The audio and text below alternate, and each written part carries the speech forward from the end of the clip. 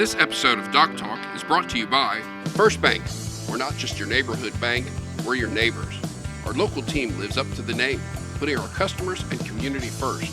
To experience First Bank difference, stop by any of our 13 Knoxville area locations or visit firstbankonline.com. First Bank, member FDIC. Hello, my name is Dr. Rob Page and welcome to Doc Talk.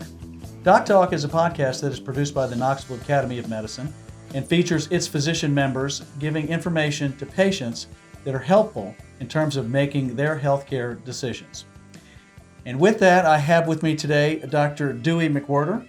Dr. McWhirter is a specialist in sleep and he works with Tranquility Sleep Specialists. Sure. Thank you so much for joining me here today. Thank you for having me today. And a topic that I love because I'm sure most people do because everybody loves to sleep. Yeah, most people do. But you're here to talk to us today about something that complicates the sleep, and that's sleep apnea. Yes. Yeah. Now, what is sleep apnea? I mean, is this patients who snore? Is this just patients who have trouble sleeping? What exactly is sleep apnea? What causes it, and what are the sort of symptoms of sleep apnea? So really there's two general types of sleep apnea. There's either obstructive sleep apnea or what we call central sleep apnea. Usually what you're talking about when you're talking about sleep apnea is obstructive sleep apnea. When people have obstructive sleep apnea, at some place in their airway, the airway is actually collapsing. So they're trying to get air in. You have to think of your airway as a collapsible tube. And so when you try to get air in, sometimes it'll collapse on you. So that's typically what we would call obstructive sleep apnea. Central sleep apnea is a little different. It's where your brain just kind of at times doesn't try to breathe. And that's a more complicated thing to treat. But they both have consequences long term. They both make you more likely to have things like heart attacks and strokes and high blood pressure, diabetes, heart arrhythmias, even dementia. All those things have been kind of associated with it over time. Typically, what you think of when you think of somebody who is having sleep apnea is they snore, and that's kind of the most common thing people think of. But that's not the only symptom. A lot of times people will snore, that people will see them stop breathing at night, they'll wake up gasping for air at night. Sometimes they're waking up with a dry mouth in the mornings, they'll breathe through their mouth a lot at night. It's not uncommon that they get sent to us because they develop some sort of complication related to sleep apnea, either high blood pressure or diabetes or heart arrhythmias, all those things. Heart failure patients can also have obstructive or central sleep apnea, so sometimes people get sent to us for that. So a lot of times we're seeing people just because they've already had consequences because of obstructive sleep apnea or central sleep apnea. Other times they're really coming to us because they're really tired during the day and their spouse is tired of them snoring, or they keep getting an elbow in their ribs at night saying roll over and that sort of thing. It's very common that the spouse is kind of the person who's like, you've got to get treated, that they've just had it with their sleep being ruined by the person snoring really loudly at night. So now when you talk about sleep apnea, I think more about people who stop breathing when they're sleeping, but just snoring in and of itself, that can also be something that leads to these similar complications. Well, so that's a interesting topic there. So when they've done studies before where they just looked at do people snore or not, you still have a little bit of increased risk even if you just snore and you don't have sleep apnea.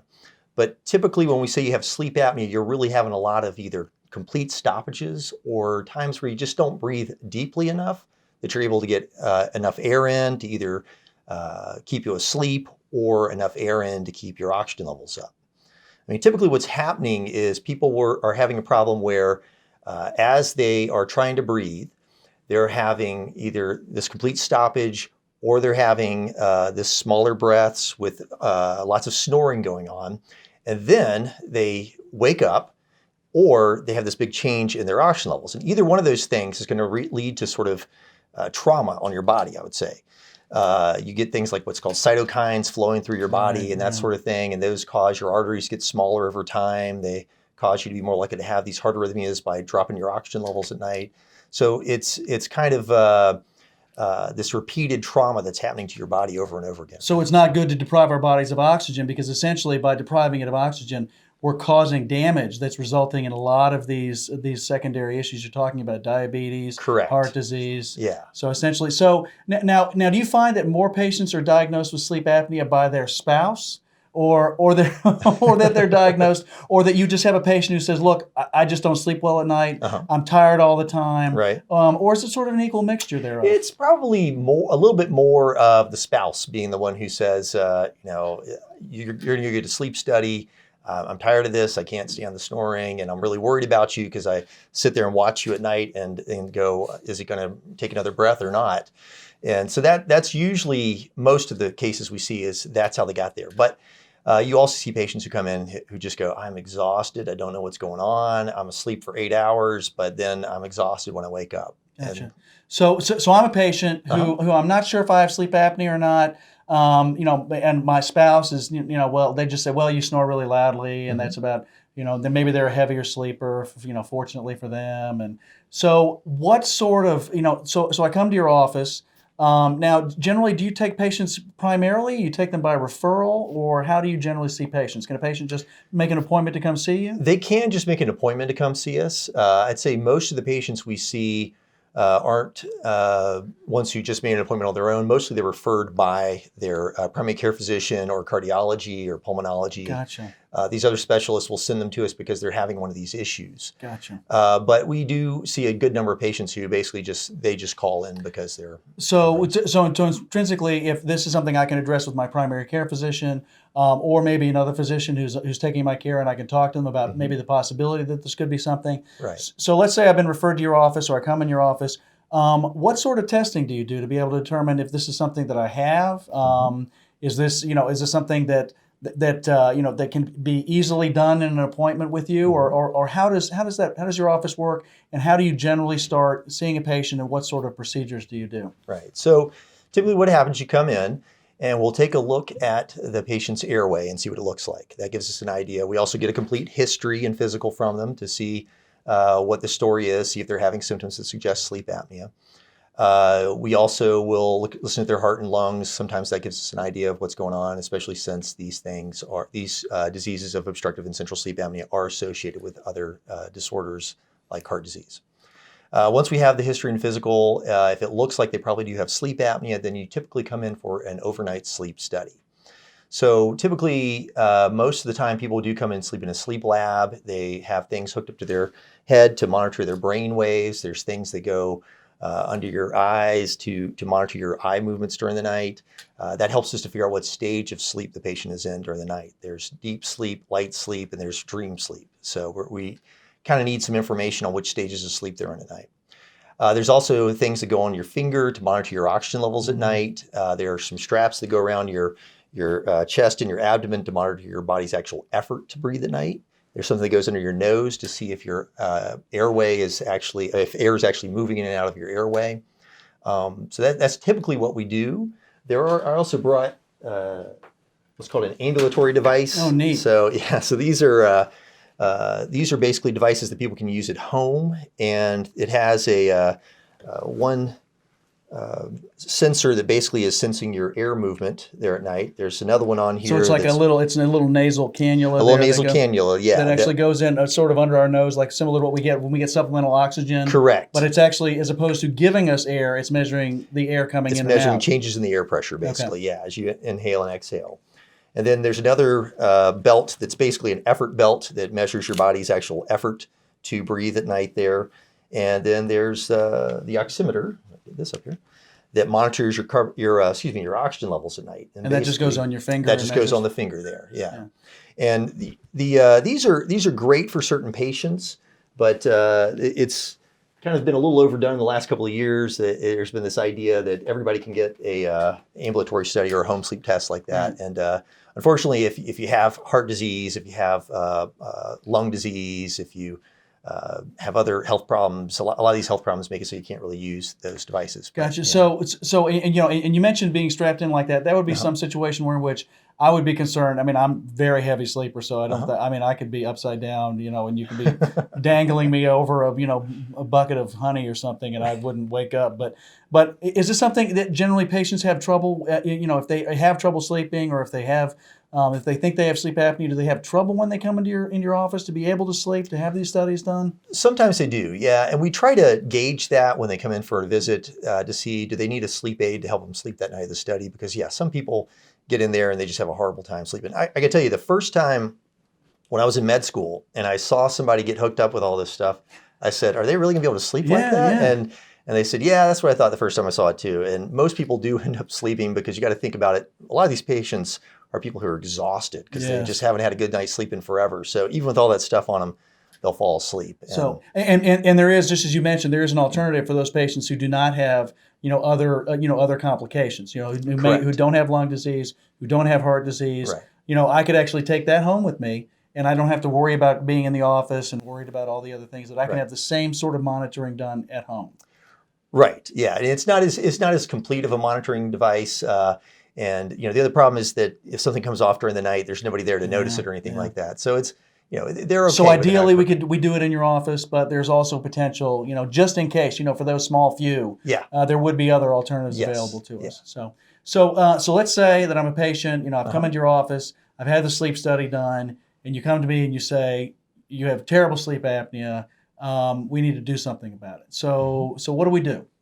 So typically, most of the time what we try first is what we call CPAP, or continuous positive airway pressure. It involves a device like this. This is a CPAP machine, a continuous positive airway pressure machine. And basically this will sit next to your bed, and there's a hose that goes into the back of it, and it goes to a mask. And basically this mask can be either something under your nose or around your nose, or sometimes it's around your nose and your mouth. And the machine is blowing in air, and the machine is holding the airway up with that air. If you think of it as a collapsible tube, if you're blowing in pressure from the top, as there's negative pressure at the bottom, you're going to make it so it's harder for that airway to collapse on you at night there. So essentially like blowing into a balloon. That essentially you're keeping, that by continuously blowing into that balloon, you're keeping it open. Correct. As opposed to, so you have air constantly flowing in. Now, is this something that's generally uncomfortable to patients, or? It definitely takes getting used to. I mean, a lot of patients have come into our office and they've not had anything on their face while they're sleeping for 70 years. So it's going to take a little bit of getting used to. Gotcha. And that's what we try to help people with. There's a lot of different things that have come out over the years to try to make it easier for people. I brought some of the newer masks. Oh, yeah. So it used to be that all of them were made out of latex. They quit making a lot of them out of latex. I'm talking about the cushion part that touches your face. They usually do have some sort of hard plastic part to them. But this is one that's a newer innovation that actually has a memory foam instead of just silicone, because some people really don't like having that silicone on their face. So there's been developments like that. Some of the other newer ones that people really like are these smaller masks that go underneath your nose. So nasal pillows are ones that we talk about that have these little prongs usually that go in your nose.